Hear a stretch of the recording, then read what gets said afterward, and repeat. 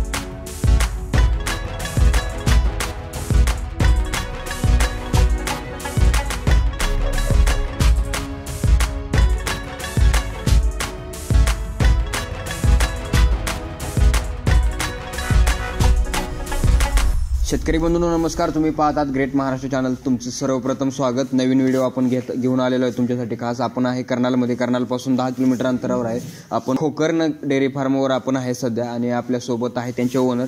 तर दुग्ध व्यवसायासाठी नेहमी आपण तुमच्यासाठी माहिती, नवीन माहिती, त्यानंतर बरेच उद्योगधंदे त्याविषयी माहिती घेऊन येत असतो। जर दुग्ध व्यवसाय सुरुवातीला करायचा असेल तर गाई खरेदी सगळ्यात पहिला महत्त्वाचा भाग असतो, कारण गाई चांगल्या क्वालिटीच्या जर मिळाल्या, दूध चांगलं निघालं तरच आपल्याला त्यातून फायदा होतो।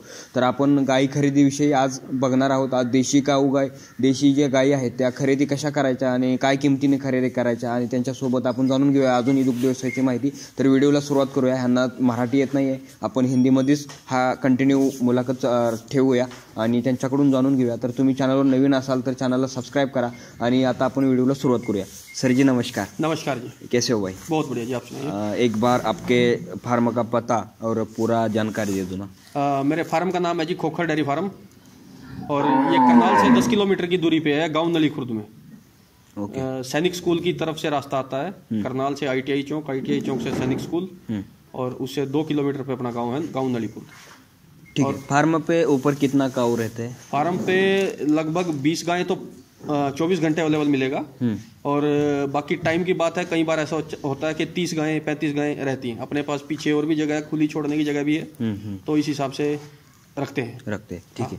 तो कौन सी नस्ल का आपके पास ज्यादा से ज्यादा काऊ मिलता है? ज्यादा अपने पास हरियाणा नस्ल का, थारपारकर नस्ल का और साहिवाल नस्ल का। ओके। ये 3 नस्ल अपने पास ज्यादा मिलती हैं। गिर गाय हमारे एरिया में बहुत कम है, तो वो अगर कोई कस्टमर स्पेशली लेना चाहता है तो उसके लिए अवेलेबल करानी पड़ती है। हाँ। मतलब स्पेशली साहिवाल का तो आपके पास अवेलेबल? साहिवाल, हरियाणा और थारपारकर ये गाय अपने पास अवेलेबल रहती है। ठीक है। जो किसान डेयरी फार्मिंग करना चाहता है, हाँ। उसके हिसाब से आपको कौन सी अच्छी काऊ लगती है? देखिए, आज तक जो एक साहिवाल गायें हैं, सभी चीज तो अच्छी नहीं होती। देखो, इंसान हो गया, इंसान भी सारे के सारे एक जैसे अच्छे नहीं होते। तो ये गाय के ऊपर भी बात है। गायें सभी अच्छी हैं, माता है, लेकिन कोई पशु कई बार क्या होता है, दंगा निकल जाता है, परेशान करने वाला निकल जाता है, या दूध ज्यादा टाइम नहीं देता। तो कुल मिलाकर के इस हिसाब से मतलब साहिवाल एक ऐसी नस्ल है जो पूरे भारतवर्ष में कहीं पे भी आराम से क्लाइमेट में सेट आ जाती है, इंसान के साथ घुल मिल जाती है, तो कोई दिक्कत नहीं आती, बहुत जल्दी सेट हो जाती है कहीं भी। दूध कैपेसिटी क्या रहती है साहिवाल की? दूध कैपेसिटी आप लगा लीजिए 12 लीटर से लेकर के 17-18 लीटर तक चली जाती है। 17-18 चली जाती है। ओके।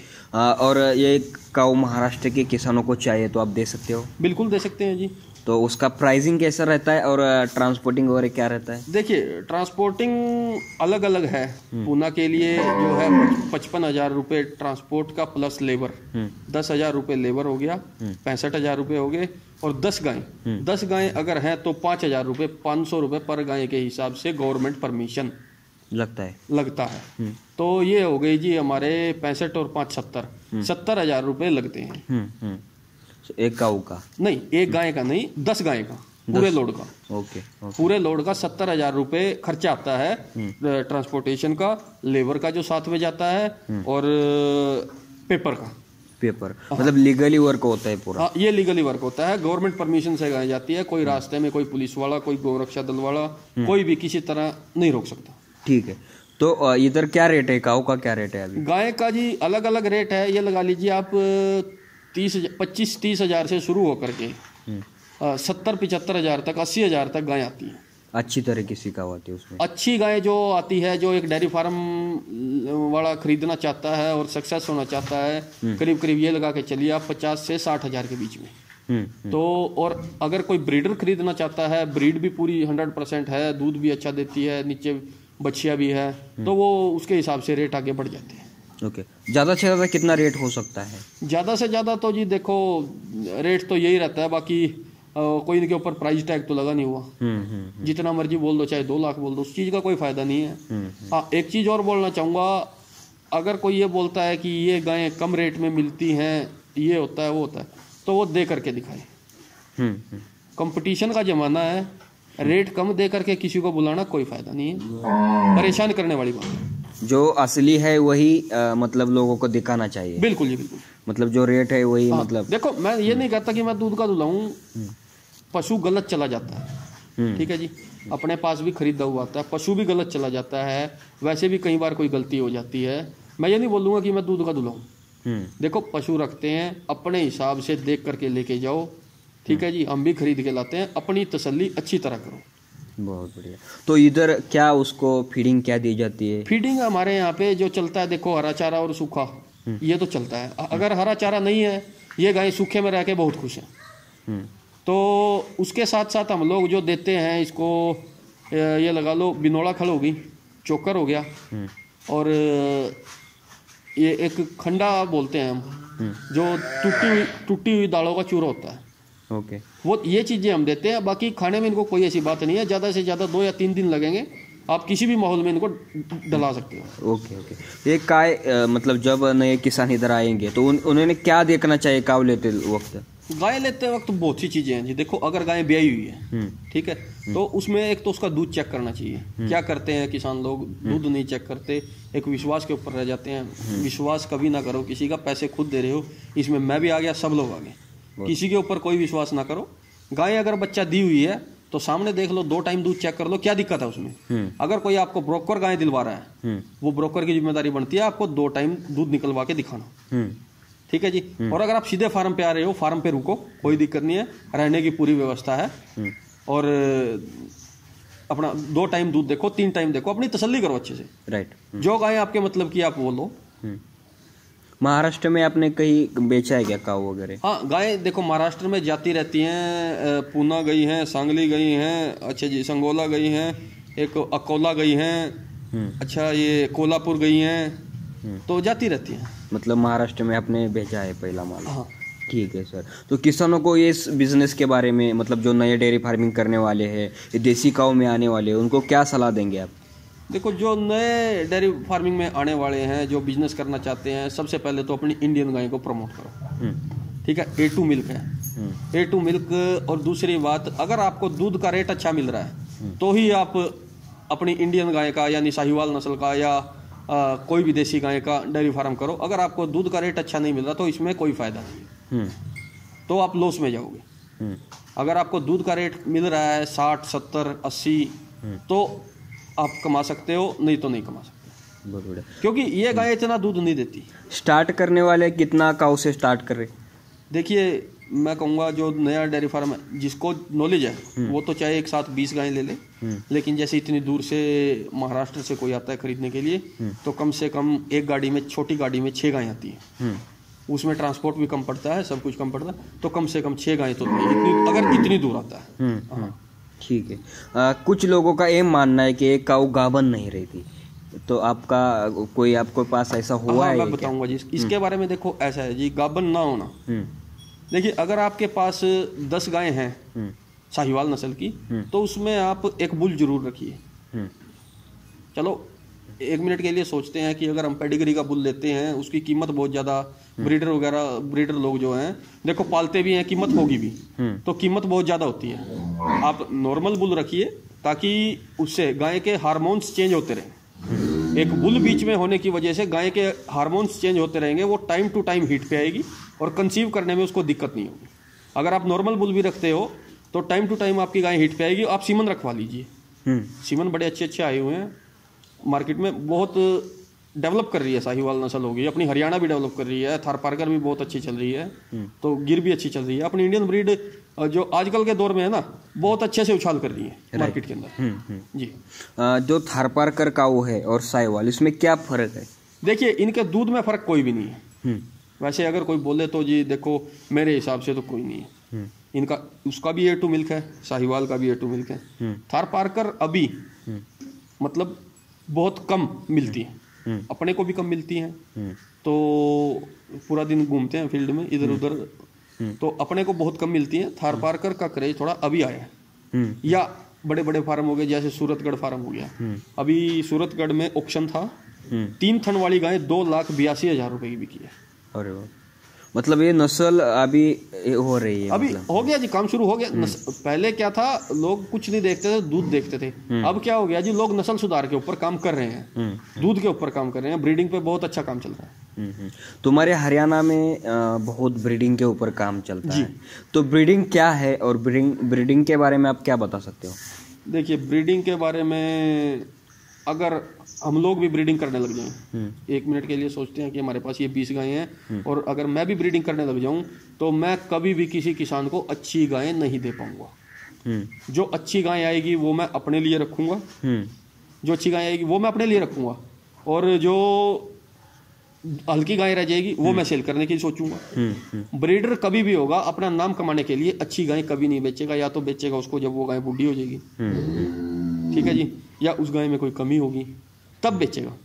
अन्यथा ब्रीडर कोई भी अच्छी गाय अपनी सेल नहीं, जिस गाय ने उसका नाम कराया है वो कभी नहीं बेचना चाहेगा। और अगर हम ब्रीडिंग में आते हैं तो अब हमारे पास अच्छी भी आती है गाय, हल्की भी आती हैं, बड़ी भी आती हैं, छोटी भी आती हैं, तो हमारे पास तो सब की सभी सेल के लिए। ओके। हमें इधर आके पता चला कि इधर का जो टेम्परेचर है, तापमान है, वो बहुत ठंडा है। ठंडा, देखो सर्दियों में ठंडा रहता है। सर्दियों में अभी आजकल 11-12 सेल्सियस चल रहा है, तो और गर्मियों में 45 तक चले जाता है। मतलब गर्मी भी काफी होती है। ये काऊ महाराष्ट्र में सूट हो जाएगी? कोई दिक्कत नहीं है जी। देखो, अगर आप सर्दी के अंदर इन गायों को खुला छोड़ते हो तो तरपाल की और छत की जरूरत नहीं है। ये तो है नहीं आप एक गाय को छोड़ोगे, कम से कम 7-8 गाय हो तो फिर कोई जरूरत नहीं है इतना कुछ करने की। और ये गाय गर्मी में बड़े आराम से सेट हो जाती है। गर्मी तो जितनी भी होगी ये सूरज की तरफ अपना मुंह करके खड़ी होगी। ओके। इधर से महाराष्ट्र के तुम्हारे फार्म से कोई किसान काऊ लेके गया तो उधर उसकी कैसी देखभाल करना चाहिए? देखिए, मैं बताता हूँ जी, जो महाराष्ट्र में किसान लोग लेके गए हैं और लेके जाते भी हैं, आने वाले भी हैं कुछ लोग, और ऊपर वाले ने परमात्मा भगवान ने चाहा तो आएंगे भी आगे भी। तो ऐसा है जी, देखिए सबसे पहले तो मैं ये बोलूँगा कि गाय जो खरीदो, ज़्यादातर तो कोशिश करो प्रेग्नेंट गाय खरीदने की, और प्रेग्नेंट गाय का भी खुद थन चेक करने आनी चाहिए। थन अच्छे से चेक कर लो, आपके उधर सड़ बोलते हैं, सड़ को अच्छे से चेक कर लो कि उसके अंदर वो चालू है या नहीं है। अगर इतना भी चेक कर लेते हो ना कि वो चालू है या नहीं है, वो भी बहुत है। ये एक सबसे पहली बात ये जरूरी है। प्रेग्नेंट गायें आपके पास जाएंगी तो वहाँ पे क्लाइमेट में अच्छे से सेट हो जाती हैं। कुछ टाइम के बाद जब वो बच्चा देती हैं तो प्रॉपर वो सेट हो जाती हैं वहाँ पे। ओके ओके, तो थैंक यू सर, आपने बहुत बढ़िया हमारे इंफॉर्मेशन किसानों को दी। जो किसान इधर आते हैं उनको अच्छे तरीके से आपको सर्विस मतलब देना होगा। जो महाराष्ट्र इतने 2000 किलोमीटर से आते, तो ये हमारी टीम से तरफ से आपको किसानों को अच्छी तरीके से अच्छी नस्ल के काऊ देने के लिए शुभकामनाएं। धन्यवाद जी, धन्यवाद जी। तर शेतकरी बंधूंनो, तुम्हाला जर यांच्याकडून गायी खरेदी करायच्या असतील तर स्क्रीनवरील नंबरवर संपर्क साधा आणि त्यांना नक्कीच त्यांच्याकडे गायी चांगल्या मिळतील। तुम्हाला व्हिडिओमध्ये पण त्या गायी दिसतील, तशा प्रकारच्या गायी यांच्याकडे मिळतील आणि ते तुम्हाला देतील। आणि तुम्ही जर चॅनलवर नवीन असाल तर चॅनलला सबस्क्राईब करा। धन्यवाद, thank you so much. Thank you sir. Thank you. Great Maharashtra चॅनलला सबस्क्राईब करा, जेणेकरून अशा प्रकारचे नवीन व्हिडिओ लवकर पाहता येतील। आपला महाराष्ट्र, ग्रेट महाराष्ट्र।